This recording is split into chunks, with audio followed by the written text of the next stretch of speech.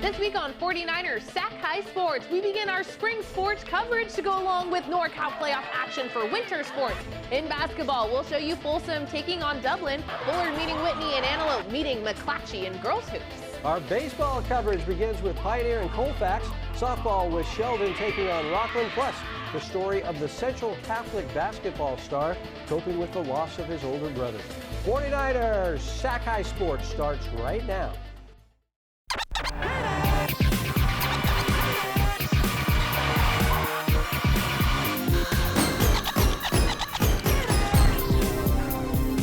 Welcome to 49ers Sac-Hi Sports. I'm Aubrey Tolliver. And I'm Robert Brownstein. We start tonight in Modesto for a first-round game in the NorCal Open Division basketball bracket. Modesto Christian earned the third seed after winning the Division I section title over Sheldon last week. Jamari Phillips has been great for the Crusaders all season long and scored 22 points in that title game. The Crusaders taking on Bay Area power Archbishop Mitty. The Monarchs are the 6th seed. Modesto Christian beat Mitty in its last meeting back in 2019. Modesto Christian and Mitty meeting in NorCal play Wednesday night. Brian Mueller here at Modesto Wednesday night as the Crusaders look to get another victory over Mitty. MC looking strong early. Check out the nimble moves by the big man, Manasseh Itete, light on his feet, and he gives the Crusaders a 3-point lead. Later in the first, BJ Davis passes up the three and shows some finesse himself with the lay-in. Minute later, Davis still dazzling, the spin and score, and Modesto Christian is up 4 at the timeout. Second quarter now, and the Crusaders are expanding that lead. Jamari Phillips up and under for the basket and the foul, and suddenly MC is up by 10. Mitty trying to mitigate the damage. Eric Brown hits from outside, and the Monarchs are down 5 with 5 minutes till the half. But back come the Crusaders. Alex Argender with a sleek entry pass to Itete, and it's back to a double-digit lead. To the third now, and the Crusader defense starts to clamp down. Davis tracks down the entry pass and throws down. And we're going to keep this sequence going because right after that, Argender creates another turnover, and he'll lay it in. It's now an 18-point lead. MC still up big in the fourth. Phillips finding his shot and makes the three to put Modesto Christian up 20, and the Crusaders cruise from there. 77-55 the final. Davis with a game-high 28. We just try to come in, play as hard as we can, get the win, and just leave it all on the floor for real. We just try to play inside out, just get the bigs involved, get everybody involved, and then everybody firing all cylinders, and then we just go from there. Parker William coming to you from Galt High School. Sebastian Soto and Damian Romo on the mound for the Warriors and the Falcons. Bottom of the second is where we pick up the action. Bases loaded when Hunter Henke takes this one off the dome. Glad he's all right, but that's one way to get the scoring going. Chris Pamplona comes in to score 1-0 Galt. Next batter, Larry Peruka at the dish, gets a hold of this one to deep right field. KJ Ross tracks underneath it, but that's all Larry needed to do. Oscar Romero comes on in to make it a 2-0 ball game with that sac fly. Runners on second and third now. Enrique Hernandez takes the called strike, and Garrett Sanchez tries to throw to third, but the ball gets away. The third base coach waves Hunter in, and the Warriors with a big second inning to go up 3-0, and they were loving it. Nathan Harding came in relief and gets the 5-4-3 double play, and that ends the inning, but the damage had been done. The score held till the top of the sixth, but Soto throws one in the dirt, and Romo comes around to score.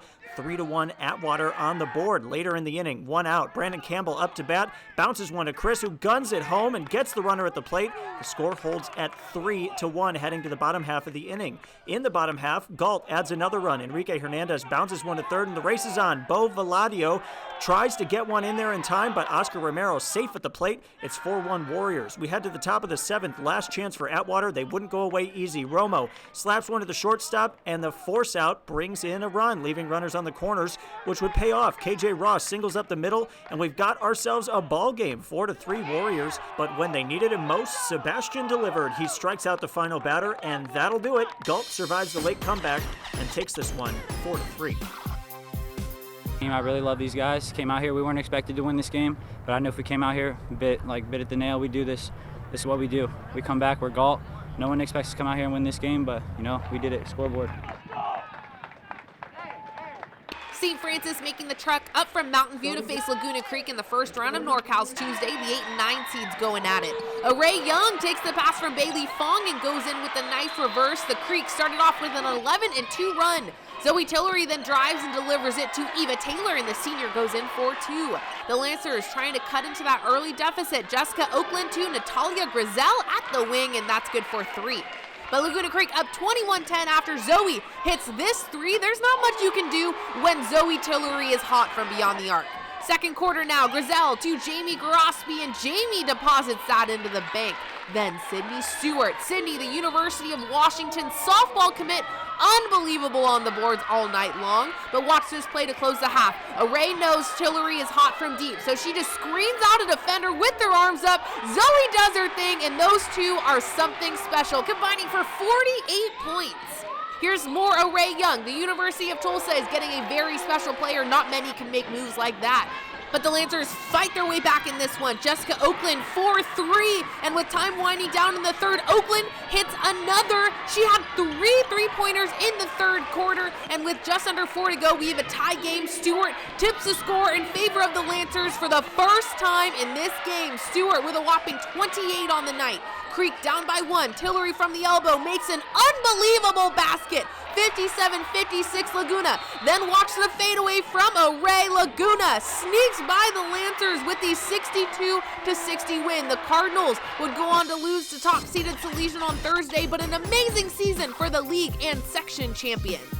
Parker Ream out at Elk Grove Tuesday. The Thundering Herd taking on center, and Aisa Silva in the circle. She was putting in work. In the first game of the season, she had 17 strikeouts. She struck out the side to start the game. In the top of the second, she got some run support from her bats. Adriana Delaney rips this one up the middle for the first hit of the game. She was absolutely hyped about it. Next batter, Caitlin Maciel up to bat, and she scoots it just out of reach for the third baseman, which brings around Adriana from second to put Elk Grove up 1-0 heading into the bottom of the second. But UNLV commit Riley Trujillo doing work on the mound. She strikes out the batter to hold the score at 1-0. To the bottom of the fourth, Caitlin at the plate once more, and she delivers the hit down the left field line. That brings in Angelina Barros, and Caitlin scoots in for the triple. 2-0 Elk Grove. Next batter, Taylor Fitzgerald at the dish now. Slaps one up the middle, and that brings Caitlin all the way around to score 3-0 after 4. In the bottom of the fifth, the run support would keep coming from the Thundering Herd.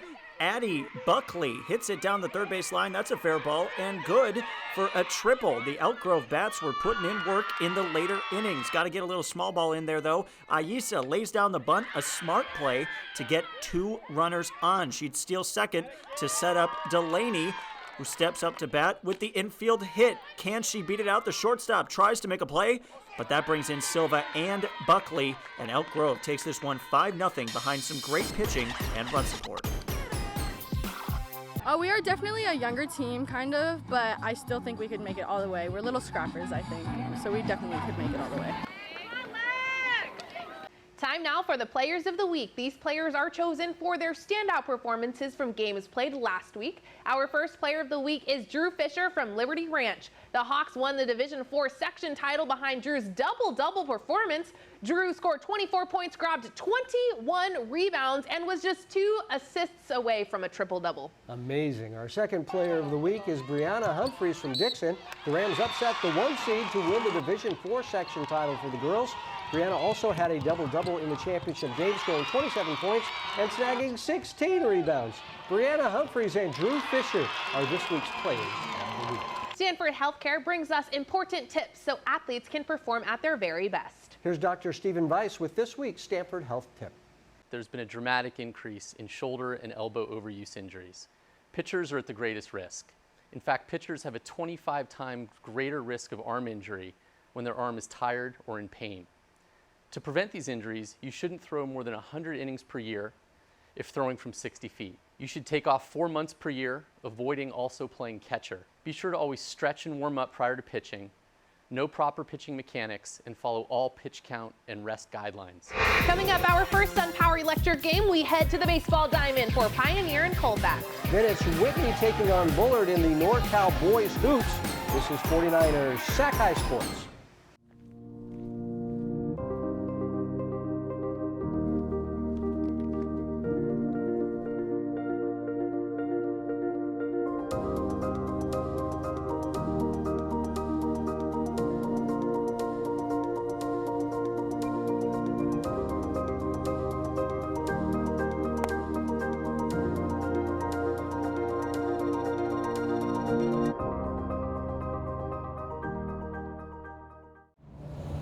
We've got a problem, America. Junk sleep. It's what you get from a bed that isn't right for you. Keep calling Kevin Keith. Junk sleep. Left your laptop on the bus? Junk sleep. Can't straight think? Slunk Jeep. What you need is real sleep. So maybe it's time to ask yourself, did you get out of the wrong side of bed this morning? Or the wrong bed altogether? Mattress Firm. Unjunk your sleep. We head out to Woodland now for the first game of the season for the Pioneer Patriots baseball team. Pioneer finishing the shortened 2021 season with a 12-3 record. That's right. Pioneer opens the season facing off against Colfax. The last time Colfax played a full season was back in 2019 when the Falcons took home the SJS Division 5 title. Colfax looking to repeat the journey starting with Pioneer in our first SunPower Electric game. Mark Willis was there. Electric game. Spring is in the air. The smell of fresh grass being cut, baseball players spitting seeds out of their mouths. It can only mean one thing: baseball is back. Not only is baseball back, but the postseason is back for the CIF sections. This will be the first time in 2 years that they'll crown a champion. Teams like Pioneer of Woodland and Colfax, the team up the hill, they can very well compete for a title this year. With that being said, it's time for the first baseball season SunPower Electric game. The first plate meeting of the season as head coach Marquez and coach Nave exchanged lineup cards before the contest. Early on, it was all about the starting pitchers. Here's Noah Souza of Colfax dealing, striking out the first two batters he faced. Then it was Pioneer's ace Carson Timothy, frozen pizza. No score through two. Timothy for Pioneer had a solid outing going 6 innings pitched. No runs, striking out 10. Pioneer had a little something going on at the bottom of the 5th, but Colfax catcher Jay Patterson throws out the would-be base stealer as Gabe Garcia applies the tag. There's still no score. In the top of the 6th, Colfax knocking at the door with a runner on third and 2 outs. Souza lifts a fly ball to center. Will it get down? No! Center fielder AJ Lucero makes a diving catch to end the inning. Top of the 7th, no score still. Colfax with a runner on second. Bradley Knob at the plate. He singles to center. The throw comes in. It's cut off. The run scores, but the Patriots get the out at second to end the inning.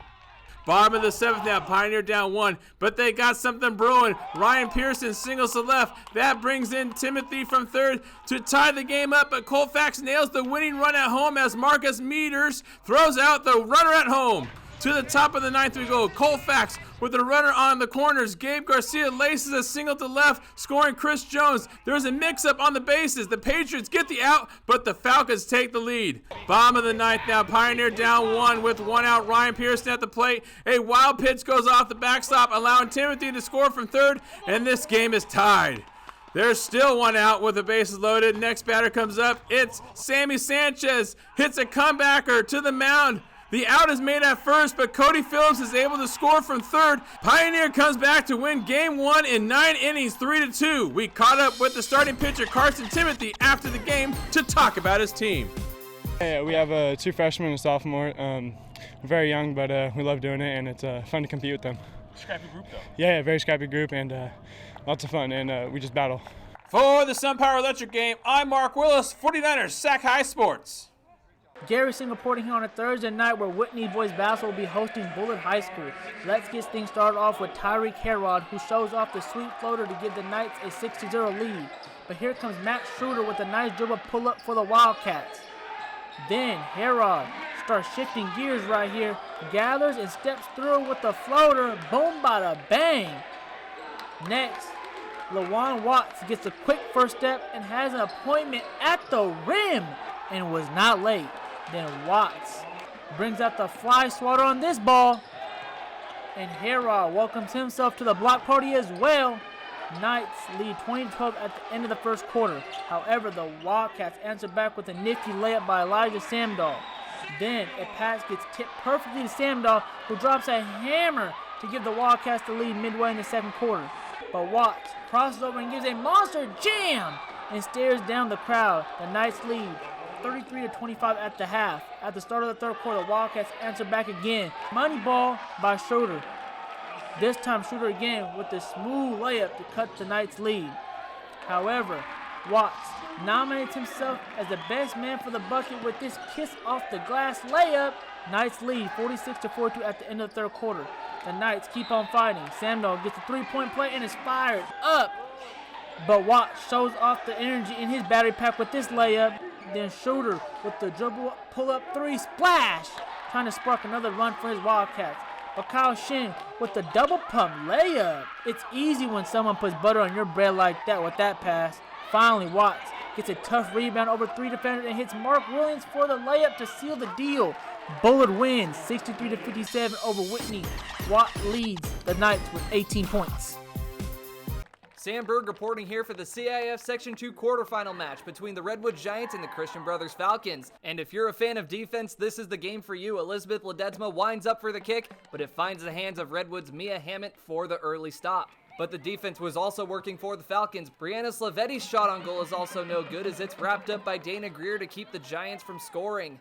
The Falcons were still trying to get on the board. Grace Kluta puts a good boot on it, but Hammett is once again there to keep the first half scoreless. Second half we go, and the Giants were looking to break the scoreless streak. Paige Barta sends the pass to Zoe Kurtaz, but the header attempt would be snuffed by Greer once again. But the Falcons were still determined to put one in. Ledesma winds up for the kick, heading for the goal, but Hammett just manages to get a finger on it to send this game into overtime.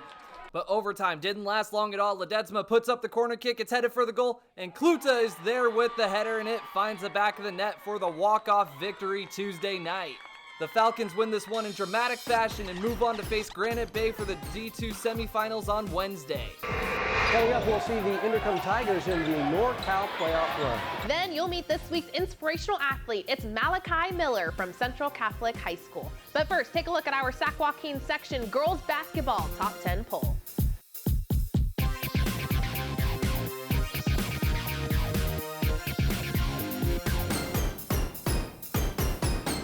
Every day, the sun comes up. And right on cue, the work begins. We start every morning, knowing full well we're in it for the long haul. Our work is a labor of love. No task too small, no moment uncherished. And although we're not often thanked, we rest knowing that our work is making a brighter future. This is more than milk.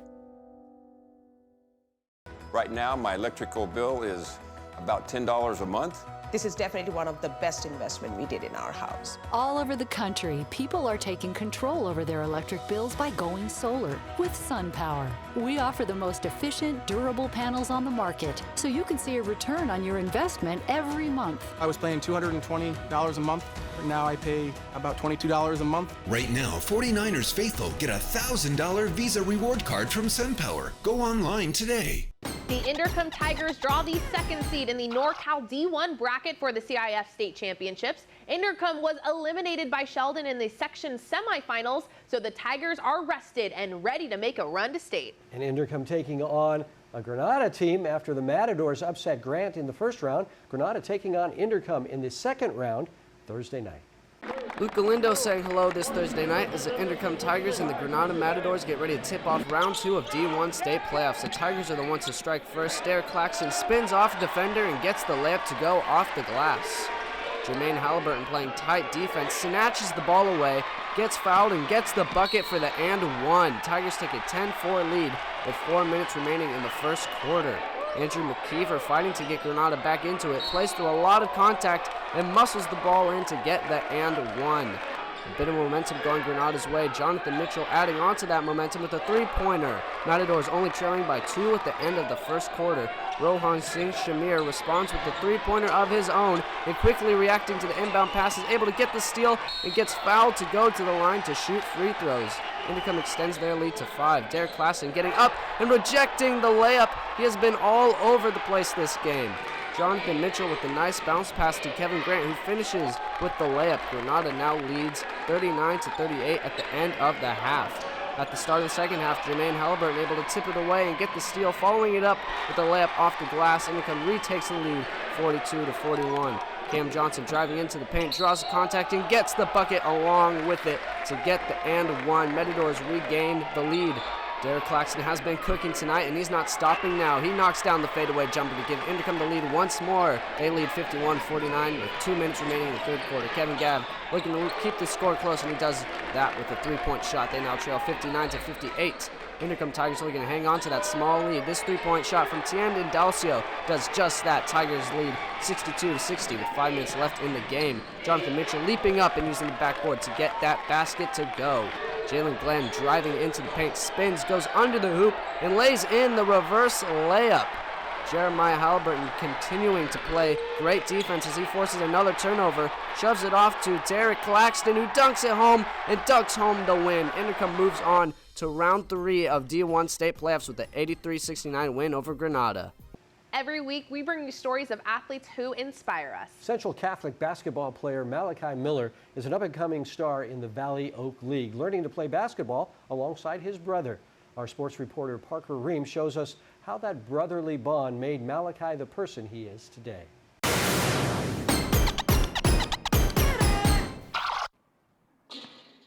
Shooting around at Mellis Park in Modesto, Malachi Miller's goals are clear. The league's there, then yeah, go to the league, but I want to be the best me, be the best basketball player I could be, the best person I could be.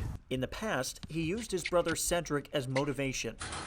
Because the only goal at the time was to beat his brother in basketball. Trying to beat him made me better because he was like at the top, so I wanted to go up there with him too. And I knew if I could beat him, then I could, really give anyone buckets. As the rest of the Sac Joaquin section has learned, he can, in fact, give anyone buckets. Malachi averages 19.3 points per game for Central Catholic this season and led the Raiders to the SJS Finals. Seeing the athleticism at a young age was something I recognized right off the bat. Malachi's drive to be the best was learned on the court and taught by his brother Cedric. Malachi looked up to him because every day of Malachi's life was with him. I started to look up to him. And when he played sports at Mo-High, I wanted to play sports at Mo-High. Yeah, I wanted to do all that. So he's a big role model.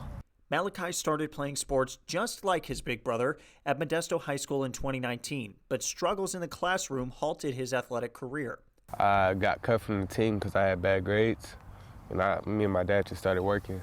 Working both on and I saw the progress working and off the court. You can't play basketball without the grades, so he understands that. As hard as he is on the basketball court, he works that hard in the classroom.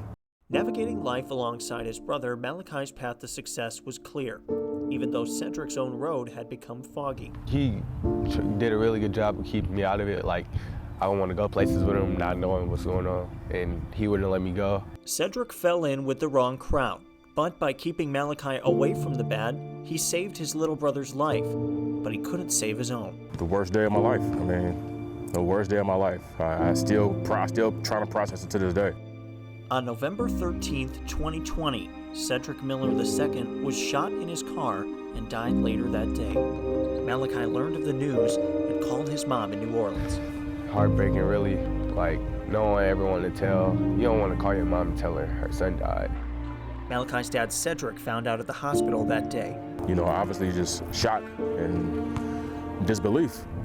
Happened to be around the corner from a hospital. Went there, and then the sheriff told us the worst news of my life. 2 funerals were held, one in New Orleans and one in Oakland.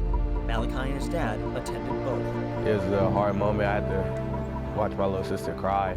And someone else go comfort her because I couldn't really comfort her because I was crying too. The path that Malachi began on that seemed so clear was suddenly shrouded in sadness with his role model gone. But Malachi did not fold. Instead, he channeled the emotion into basketball. I started grinding even more, trying to hoop in his name. And I feel like basketball is what gets him through. Without it, who knows? Hooping in the name of Cedric, while continuing to carve his own path. It's still very tough, but he's helping me a whole lot. Watching him perform and seeing his perseverance is therapy for me. And I'm sure it's therapy for him as well. With Cedric II's memory living on through both Malachi and his dad. All I have is my kids.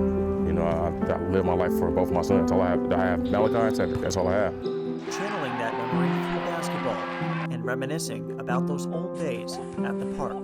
The last time we were here, actually, was Cedric's 19th birthday. Yeah, I always get flashbacks on what we used to do and stuff here, trying to get my first dunk or trying to even beat him on the court. Because whether it's competing on the section's biggest stage or out at Mellis Park, Malachi's big brother is watching over him. I know Cedric's looking down on Malachi. He's looking down right now like, I remember that place. leaving Malachi looking up to Cedric in a new way, knowing he'd be proud of who his little brother has become. He'd know that I did the work to do this, so, but yeah, he'd be proud.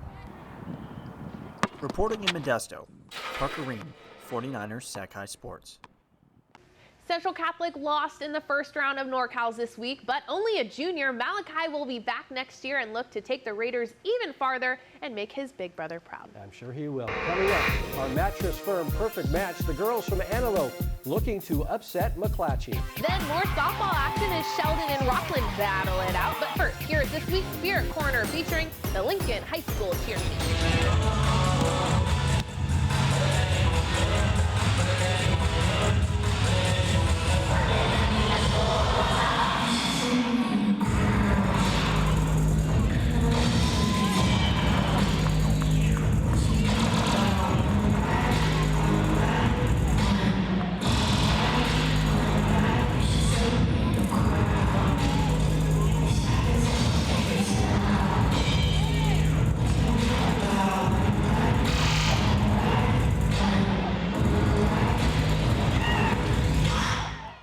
At Tracy Toyota, we're not just devoted to selling cars. We're committed to our community. We're donating $100,000 to help local organizations in Tracy. We call it Champions Thinking Heroes, like the Tracy Family Resource Center, who serve the local community.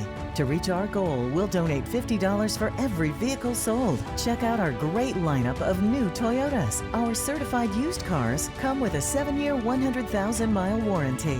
Tracy Toyota, with you all the way. Unjunk your sleep during Mattress Firm's President's Day sale. Right now, get a king for a queen or queen for a twin and save up to $500 on Sealy. Plus, get a free adjustable base with qualifying Sealy purchase, up to a $499 value. Or shop Tempur-Pedic, the most highly recommended bed in America, and get a $300 instant gift good towards sleep accessories. In stock for immediate delivery. Only at Mattress Firm. 49ers Sac-Hi Sports is brought to you by these fine companies who care about high school sports. By Stanford Healthcare, #1 in Northern California for orthopedics. And by SunPower, proud sponsor of the San Francisco 49ers. We have two SJS girls teams battling it out in the second round of the NorCal Division II bracket. McClatchy draws the #2 seed. The Lions feature a very young team. Freshman Nina Kane has started since game 1, but senior Saray White bringing seasoned leadership to the court. Yes, she does. The Antelope Titans came up just short of a section title last week. Mary Carter had 20 points in the championship game. Each week we scour the section for the perfect match on the court, just like Mattress Firm wants to find you a mattress that is your perfect match. This week's Mattress Firm Perfect Match is the battle between Antelope and McClatchy.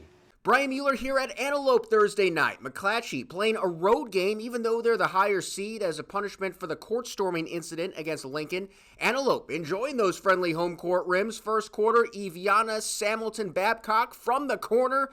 Eventually that goes down. The Titans lead 19-11 after 1, but McClatchy goes on a little 5-0 run to start the second. Soleil Nayu gets the board and put back. Lions had their first lead. 2 minutes left in the quarter. Juliana Chavez to Mary Carter, and she lays it in to put Antelope on top by 3. That would be the lead at the half.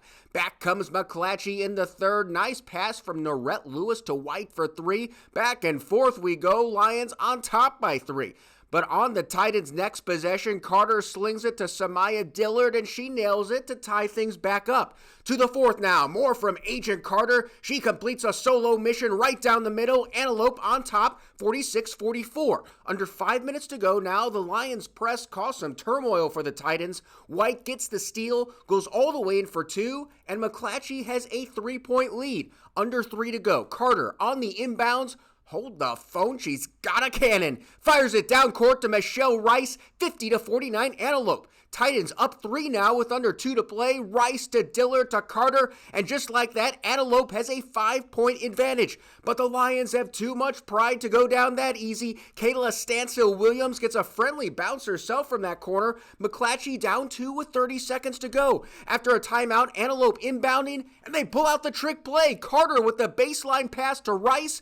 Then she heaves it back to Carter for the lay-in. Antelope is up 4, but the Lions are within 2 again with 17 seconds left. Tamaria Rumpf comes up with the steal. McClatchy going for the lead, but the shot is off the mark. Carter would seal the game with a couple free throws, and Antelope advances with a dramatic 60-58 win.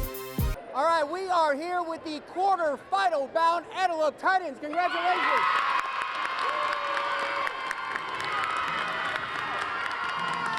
Mary, I want to start with you.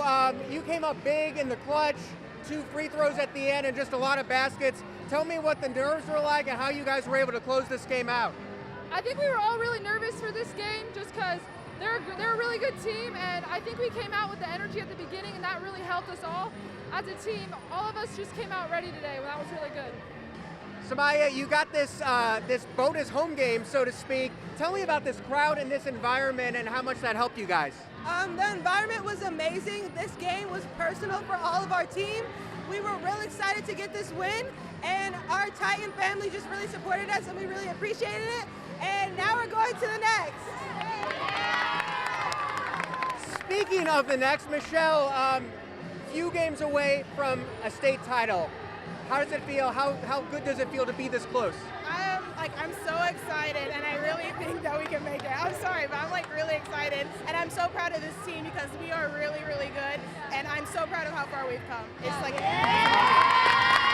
Enjoy it, guys. Quarterfinal bound Antelope. Congratulations.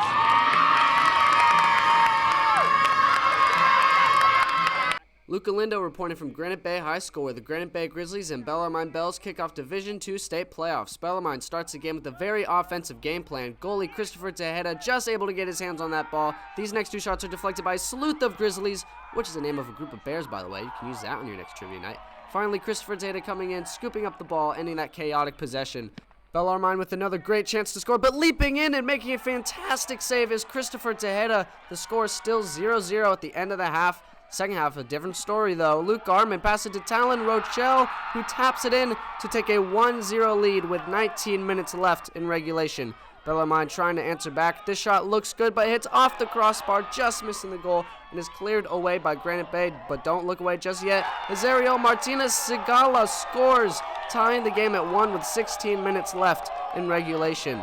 Bellarmine looking to take the lead. This shot hits off the right post, but Bellarmine able to regain possession and put up another shot, but this one hits off the top crossbar, and Granite Bay is able to clear it away.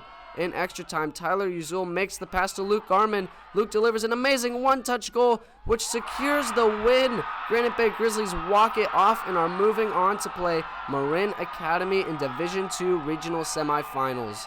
Final score, Bellarmine 1, Granite Bay 2. If you see a lightning bolt on the hill, that means you're in Rockland territory, as the Thunder hosted a very talented Sheldon squad. No score in the second inning. Nice play by Jaylee Oho of Sheldon, snagging the comebacker to end the inning. Then in the fourth, with Sheldon threatening with 2 on and Deanna Johnson at the plate, the senior smokes one up the middle, but snagged out of the air by Brielle Wright, the throw to first for the double play. But Sheldon still has Dakota Kennedy on second. Wright gets a ground ball out of Imani Black, who rolls one over to Bella Garcia. She makes a play, still no score. To the bottom of the 6th we go, still no score, but not for long, as Rockland shortstop Sydney Barker hits it high, hits it deep. It's gone, a solo shot, and Rockland is 3 outs away from winning this. Make it 1 out away now with the runner on third. Sheldon's Sakura Harvell singles to right. Black comes in to score, and this game is tied. Sheldon keeping the pressure on with 2 on. Jazzy Fines doubles to the wall. This clears the bases as Harvell and Zermeno come in to score. 3-1 Huskies. Make it 4-1 when Jaylee Oho smashes the pitch up the middle, helping herself out with the run-scoring single. Jazzy comes in, and the Huskies are coming on strong. Better late than never for Sheldon as they add 1 more run here in the 7th. Johnson faking the bunt, then slashing the pitch up the middle. Kennedy comes in to score, and that would do it. The dishes are done. Oho pitches a complete game, only giving up 3 hits for the Huskies as they win 5-1. Coming up, heading back to the Diamond for Sierra and Tokay baseball. Then it's the NorCal Championship game in girls soccer. 49ers Sac-Hi Sports will be back in a moment. Welcome back to Levi Stadium as we continue our spring sports coverage tonight. The Sierra baseball team kicking off the season with a 2-0 record after wins over Livingston and Linden. Zach Cook already having a great start to his senior campaign. The Timberwolves taking on Tokay Wednesday. The Tigers dropped their season opener to Liberty High School out of Brentwood, so Tokay looking to get in the win column against a tough Sierra team Wednesday afternoon. Tracy area sports coverage is presented by Tracy Toyota off Freeway 205 in Tracy, with you all the way. The Sierra Timberwolves hosting Tokay on a sunny Wednesday afternoon, and in the top of the first, it's the Tigers looking to strike first. Runner on first, Corey Sugg comes up to the plate, belts a ball over the right fielder's head. Brady Grady stops at third to put runners on second and third for Tokay, but Sierra starting hurler Santi Duarte ultimately striking out the side. No harm done, still no score. Top of three, Matthew Casillas with no one on and no one out, lines one down the right field line. The junior center fielder takes a turn, slides into second with the double. Then 3 batters later, Sugg is back at the plate. This time he knocks one in with a lining sac fly to right. Casillas scores 1-0 Tigers. Then there are 2 on for Max De Santiago. Max ropes one down the left field line. Grady and Brock Sell come in to score a 2-run double for De Santiago, 3-0 Tokay. And the Tigers looking for more, but Duarte able to get the ground out. Shortstop Angel Valdez making a great play, diving in for the tag to end the big inning. Bottom of the third now, runner on first when Tomas Carrillo grounds one to short. The ball gets past the first baseman, base runner Zach Cook looking to score. First baseman Brett Grady gets to it, throws home, and the pitcher Corey Sugg applies the tag, and he is out. Tokay also with a big play in the outfield as De Santiago slides and snags the sinking liner, and the umpires call it a catch. Bottom 6, still no hits for Sierra until Brendan Rapasura drops one in front of the center fielder. That's the first hit for the Timberwolves and would be the only hit starting pitcher Corey Sugg would allow. The bases are juiced a few batters later. It goes Paul Buckley to Sell to Grady, a 5-2-3 double play, and Tokay gets the shutout. 3-0 the final in Manteca behind 5 scoreless frames from Corey Sugg. Nick Pecoraro bringing you the NorCal Division I Girls Soccer Final. It's Oak Ridge hosting Buchanan from Clovis. The Trojans are looking to complete an unbeaten season. Here we go. 35th minute, Buchanan Sierra Wilson puts the Bears up 1-0. That score would hold into the break. Second half, it's Wilson again, the Fresno State commit, with her second goal of the night, and the Trojans are down 2-0, but they are not out. Olivia Cimienti with a corner kick that finds Emily Lieber. Leave it to Lieber to head this one in and get Oak Ridge going. 73rd minute now. A Buchanan foul sets up a penalty kick for Iman Mustafa, who provides the equalizer, and we've got a brand new ball game. Overtime, both teams had opportunities at the net, but Haley Hartsburg gets a big stop here for Buchanan. We're going to PKs. Oak Ridge with a 3-2 advantage when goalie Kate Plackey says, "You shall not pass." A huge stop for the Trojans gives Emily Lieber a chance to win it all. Cue Freddie Mercury. We are the champions, my friend. Oak Ridge completes an unbeaten season with a NorCal championship. You know, getting number 1 in NorCal is amazing, but not losing is, I don't know, feels even better. It means we worked for it. Each week we present the Scholar Athlete Award. This week's Scholar Athlete Award goes to Talia Medal from the Dixon girls basketball team. Talia sports a 4.2 GPA and will play next season for Santa Barbara City College. Coming up, our second SunPower Electric game. It's a NorCal Championship soccer matchup. Then it's Bella Vista and Rio Americano meeting on the softball field. This is 49ers Sac-Hi Sports. We'll be right back. Mattress Firm's President's Day sale has been extended. Get a king for a queen or a queen for a twin and save up to $500 on our wide selection of top-selling brands. Plus, get a free adjustable base with qualifying Sealy purchase up to a $499 value. Or shop hot buys and get up to 50% off, like Sealy twin mattresses starting at $224.99 or Sleepy's twin mattresses starting at $159.99. In stock for fast delivery. Unjunk your sleep, only at Mattress Firm.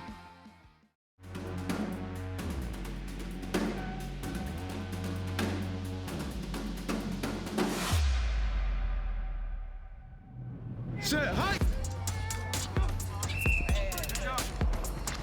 Let's go!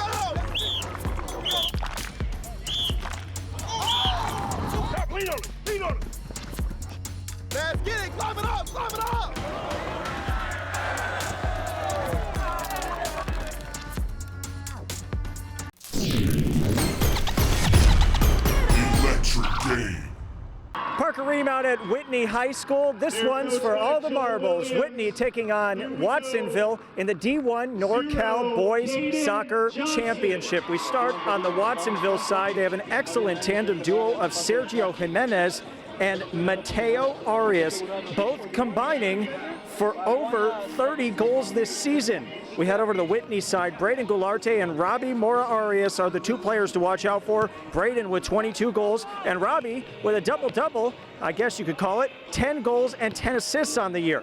You guys know the drill. It's Whitney taking on Watsonville in this week's SunPower Electric Game.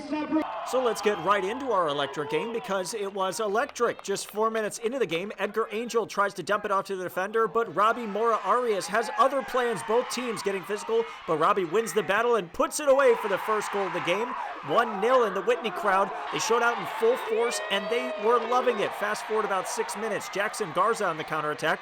2-on-1 to Braden in the middle, and what a save by Angel. Score holds at 1-0. 10 minutes left to go. Both teams in a scrum on Whitney's half. Sebastian Abance doing everything he can, but Drew Swenson is there to make the save and clear it. 5 minutes left in the first half. Darius Dukes 1-on-1 to Hector Serrano Martin, and there he is with the missile. 2-0 Whitney. You guys come for the goals, stay for the celebration. Then in the second half, the pass back to the Watsonville goalie, but he can't pick it up, so Hector says, thank you very much. Maybe the easiest goal he'll ever score. 3-0 Whitney at that point. Watsonville added a goal late, but it just wasn't enough. 3-1 the final. Let the Gatorade bath commence. Whitney is your D1 NorCal champions. It feels amazing, honestly. We've been aiming for this all season long. Our coach has been telling us that we had it in us, we had the potential, and we just came out and did what we knew we could do. Out to Rio Americano, a freshman baseball team getting their cuts in as the softball team takes on Bella Vista. I'm Mark Willis. No score in the second, but Bella Vista changes that. Rosie Herod shoots one up the middle, scoring Sydney Poley from third. Herod gets a double out of the hit, and the Mustangs lead at 1-0. Make it 2-1 when Beatrice Fear singles to center, scoring Herod from third base. And just like that, the Mustangs are in business. In the bottom half of the second, Rio Americano threatening, but Bella Vista's ace, Haley Shiflett, gets the strikeout with the rise fastball, and we stay at 2-0. In the top half of the third, Bella Vista's shortstop Poley stands at the plate and hits a low-level sinking line drive to right. It falls past the defender, allowing Mendoza to score. Poley gets onto a Mustang and flies around the bases, scoring an inside-the-park home run. Bella Vista leads it 4-0. Make that 4-1 as Rio Americano's Maddie Alfenstang gets all of this pitch, striking it deep, and I don't think it's playable. It's gone. Solo shot. To the fifth we go as Poley stands on first for BV. Shiflett laces the shot to left. It gets past to everyone, and that allows Poley to score from first. Shiflett has herself a triple, and it's now 5-1 Mustangs. Make it 6-1 when Herod hits it to the 5-6 hole. Nice stop by Maddie for Rio, but Herod beats it out for infield single. Shiflett comes in to score. Bella Vista still at it with the bats. This time, Alyssa Delfinson steps into it and lifts a fly ball to right center. It's up in the jet stream. It out of here. A 2-run shot, and this game is getting out of control. Still in the sixth inning with a runner on. Mendoza smokes the pitch deep to left. One hops the wall.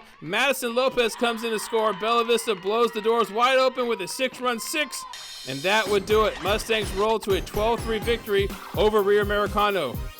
Remember, all of the game footage we shoot is available for purchase on our website. Go to 49ers Sac-Hi-Sports.com. We will send you the entire game digitally. Follow us on social media for lots of fun and exciting content. Our Instagram story is a great way to keep updated on scores, news, and so much more.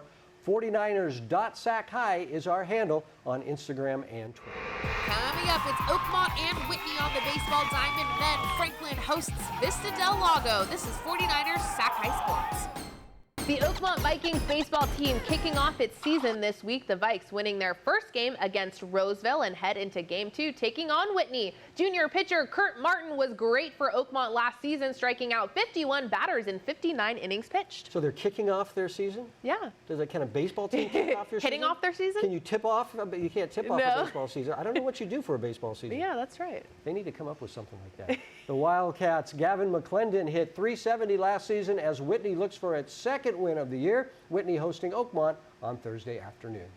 Mark Willis reporting as junior Gavin McClendon took the ball for Whitney and sophomore Tony Lira for Oakmont. Top of the first, Oakmont up 1-0 and added another. Kenny Smith drops down the bunt. It's a squeeze play. Nate Veneri scores and Smith legs it out for a single. Lira steps up and smacks this one down the right field line. It goes off the wall for a double. We follow the play as we see Smith come in to score from all the way from first base. Vikings lead it 3-0. 2 on now for Danny Miles, who bangs this pitch up the middle. Lira rounds third. The throw from center is not in time. Tony Lira scores the 4th run of the inning, and the pitcher got a nice little lead. In the bottom half of the first, Whitney's Luke Euler smacks a single to center.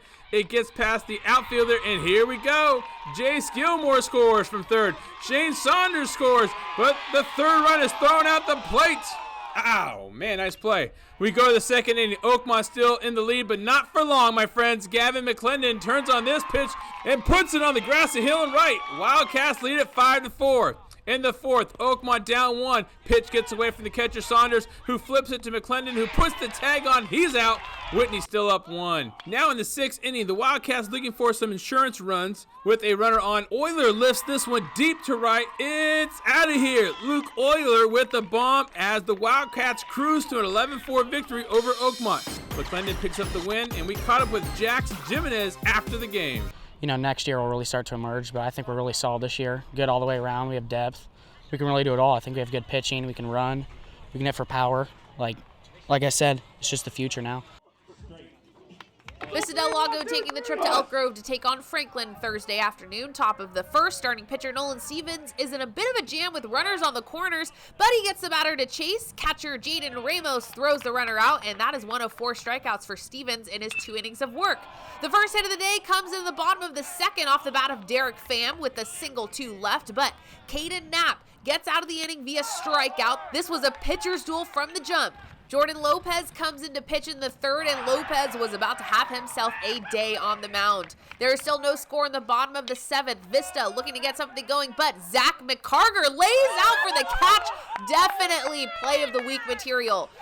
We are headed into extras. Top 8, Dom Giusti going to his left. Noah Miu applies the tag. Franklin with many defensive plays in this one. Top of the 9th now. That is when Vista gets its first hit on the Caden Knapp single to center. Here come the Eagles, but Lopez pitches out of the jam. Jordan turns a double play. It goes Lopez to Pham to Miu, and that was huge. Bottom of the 9th. It's a race against the sunset.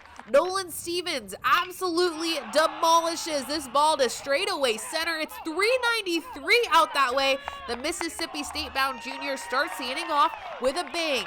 Jaden Ramos bunts Stevens over to 3rd, and after a low throw, we have runners on the corners.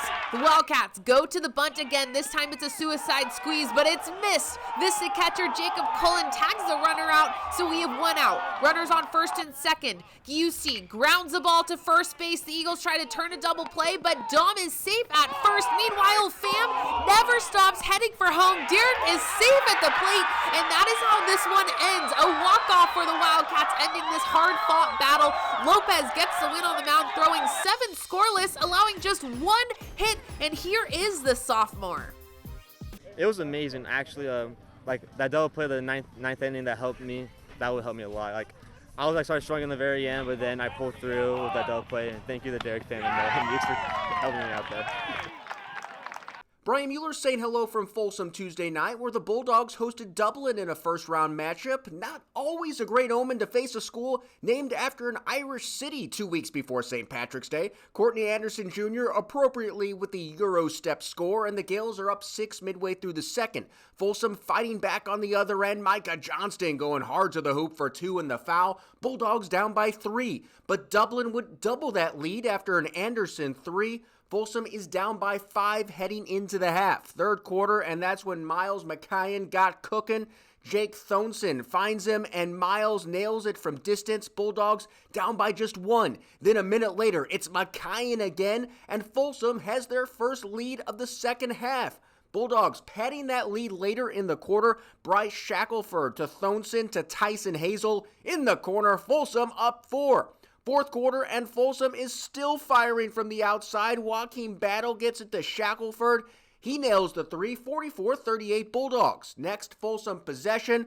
Battle with another helper to McKayan, who swerves through the paint, gets it to go, plus the foul. Then, with about 4.5 minutes left, McKayan starts to open this game up. Another three, Folsom up 8, and they would cruise over the Gales from there, outscoring them by 19 in the second half.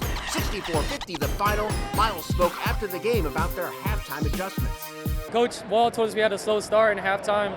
He told us that we need to keep pushing the pace, keep pressuring them, and that's what we did. And then we're hitting our open shots, and Bryson was hitting his layups. Everyone finding me open for threes. It was good defense. Coming up, we'll choose the play of the week. This could be the play of the week, but maybe not. But first, take a look at our Sac-Joaquin section top 10 boys basketball poll.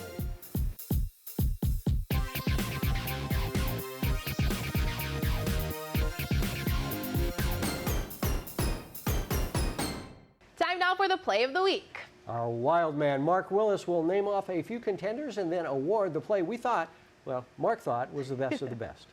Out to Rocker with Whitney's Elijah Sandbell. Get up and get down, my man. How about Ray Young? A little reverse scoop shot. Got it.